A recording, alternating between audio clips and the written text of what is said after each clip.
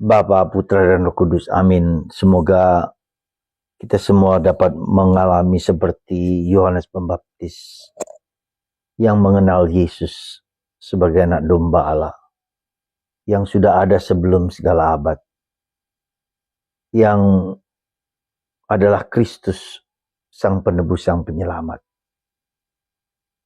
Bantu kami ya Bapa, supaya kami semakin mengenal Yesus sebagai juru selamat, sebagai penebus, sebagai pribadi yang kita lihat, kita alami sebagai pribadi yang sungguh adalah Tuhan, penyelamat dan penebus. Terpujilah namamu kini dan sepanjang segala masa. Amin. Para saudara,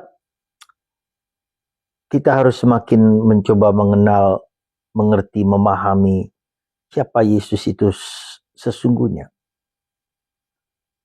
Ya, bukan hanya bahwa Yesus sebagaimana yang dikatakan dalam kitab suci, Yesus sebagaimana yang dikatakan oleh gereja, tapi Yesus yang sungguh-sungguh kita alami dan kita rasakan.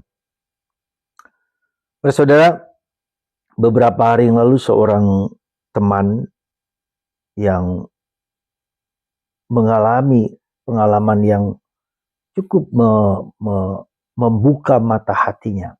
Ya. Kenapa saya katakan demikian? Dia masuk rumah sakit sampai berkali-kali, 3-4 kali operasi yang bukan operasi kecil tapi operasi besar. Dia mengalami rasa sakit yang luar biasa. Dan dia mengatakan hampir-hampir dia menjadi ateis sampai tidak percaya kepada Tuhan lagi. Saya bisa mengerti dan saya bisa memahami bahwa operasi besar yang dia alami membuat dia seperti tidak mudah percaya pada Tuhan. Saya ingatkan kembali akan pengalaman Santa Teresa dari kanak-kanak Yesus. Ketika dia menderita sakit TBC yang pada waktu itu belum ada obatnya. Dan dia berkata kepada saudarinya, seorang suster, apa yang kau alami tadi malam? Ya, saya hampir-hampir tidak lagi percaya kepada Tuhan. Ya, begitu dahsyatnya pengalaman ketidakberdayaan, pengalaman seperti Tuhan tidak bekerja, tidak membantu, tidak menolong hidupku. Aku menjadi mengerti betapa orang ateisme muncul dalam diri orang. Pengalaman ketidakpercayaan kepada Tuhan. Dan itu dialami oleh teman ini. Lalu saya ingatkan akan peristiwa seperti itu. Karena dia mengatakan, aku hampir tidak lagi percaya kepada Tuhan. Lewat penderitaan yang kualami.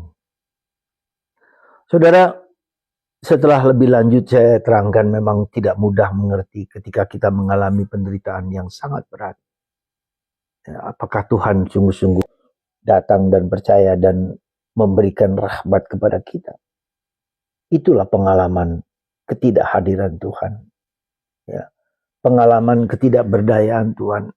Dan itu terus kita berubah. Ya, jadi kita mulai seolah-olah tidak percaya bahwa Tuhan itu sungguh hadir dan membantu kita. Ya, dan itu terjadi dalam setiap, dan itu dialami oleh setiap, sekali lagi, dialami oleh setiap orang. Ya. Jadi jangan, karena itu iman akan Kristus itu akan mengubah hidup kita sendiri. Ya.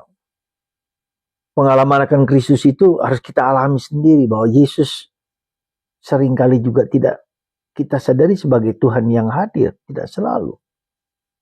Ya. Dan itulah yang harus kita jalani, kita alami, kita rasakan sendiri. Tuhan dirasakan sebagai Tuhan yang tidak hadir. Tuhan yang tersembunyi. Ya. Dan itulah pengalaman malam gelap, pengalaman keberdosaan, pengalaman kelemahan, pengalaman ketidakberdayaan kita. Tuhan tidak hadir.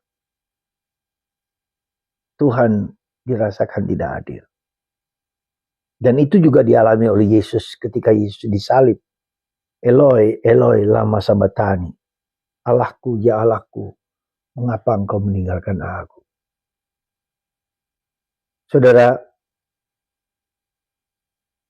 itu juga yang akan dialami oleh Yohanes Pembaptis. Ketika dia berada di penjara, dia bertanya, mengusir, dia menyuruh muridnya untuk bertanya, siapakah engkau? Dan Yesus mengatakan, orang buta disembuhkan, orang mati dibangkitkan. Lihatlah pekerjaan yang dilakukan oleh Yesus dalam hidupku. Saudara, semoga kita semua hari ini terus dibaharui iman kita akan Yesus, ya, yang kita alami secara pribadi, ya, supaya kita tahu bahwa lewat pekerjaan-pekerjaan Yesus kita menjadi mengerti siapakah Yesus bagiku. Semoga Anda di awal tahun ini, di dalam kehidupan kita selanjutnya, tidak mudah putus asa ketika kita mengalami penderitaan demi penderitaan.